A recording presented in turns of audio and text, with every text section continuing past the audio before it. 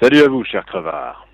Lorsqu'on s'appelle Don Crespo, il y a parfois des jours où la bonne humeur se lève du pied gauche avec la gueule qui pue, les yeux clos comme le drapeau en berne au fronton de l'Élysée et son arrière-goût d'Afghanistan. Ce genre de jour qui vous plombe le moral comme un faire-part de mariage dans la boîte aux lettres, saloperie de mariage qui a au moins le mérite de vous rappeler qu'un bon prêtre est un prêtre à l'horizontale.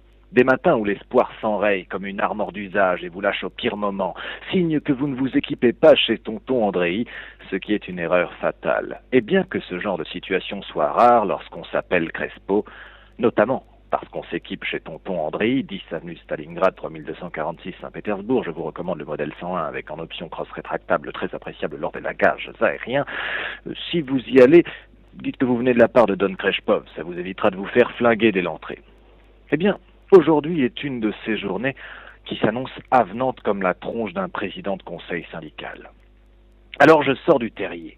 Après des semaines d'hibernation, aveuglé par les projecteurs, sous les vivats de mes auditeurs clairvoyants et les crachats de mes nombreux détracteurs, poussé au dehors de mon nid douillé par la mort brutale de ma patience, abattu à bout portant par un flash info dont je pensais pourtant avoir l'habitude. Mais les flash infos sont comme les extasies, une vraie roulette russe. On ne sait jamais sur quoi on va tomber et le prochain vous laissera peut-être sur le carreau. Demandez à Ariel Dombal, elle y connaît un rayon. Mais n'allez pas penser que je me prête à ce genre de pratique. Ce serait mal me connaître. Un guerrilleros se doit d'avoir le bras ferme lorsqu'il épaule son fusil pour abattre de sang-froid un instrument du capitalisme. Pourtant, tout s'annonçait bien.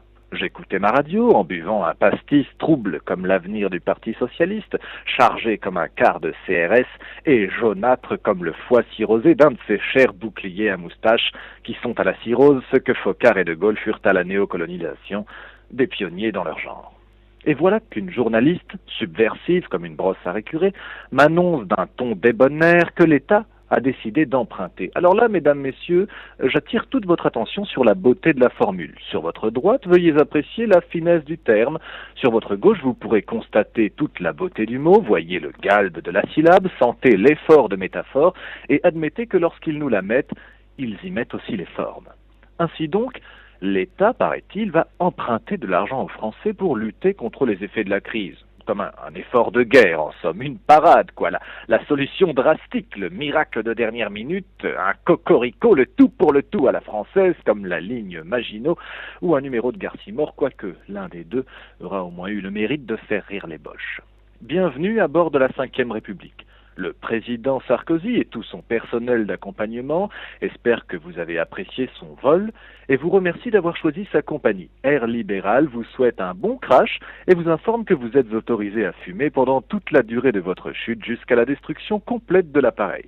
Pendant ce temps, et pour patienter, nous vous proposons le débat démocratique du jour, animé par Philippe Risoli et Bernard-Henri Lévy. Faut-il interdire les musulmans et le string est-il une liberté fondamentale de la femme au même titre que la pipe au miel? Oui, il y a un stade où le ridicule ne tue plus. Ainsi donc, au moment où l'on parle d'interdire le parachute doré, comme le staphylocoque, voilà que l'État le plus démocratique du monde, dixit les cons qui sont à la mode cet été avec le polo rose moulant, s'apprête à nous emprunter nos parachutes, déjà mités par 30 années de politique libérale, pour sauter sans nous. Alors, bien sûr, diront les naïfs, qui eux aussi sont très en vogue par les temps qui courent, un emprunt, c'est pas du vol. Ainsi donc, rendons hommage à Jacques Mérine, qui avait, avant l'heure, et bien avant le fameux crédit revolving, inventé le crédit revolver, ou l'emprunt à main armée, dont notre cher président semble aujourd'hui vouloir s'inspirer. En espérant que vous avez fait un agréable voyage en ma compagnie, et en espérant vous revoir sur mes lignes, Don Crespo vous souhaite de bonnes vacances et surtout, bonne chance les gars. Bonsoir.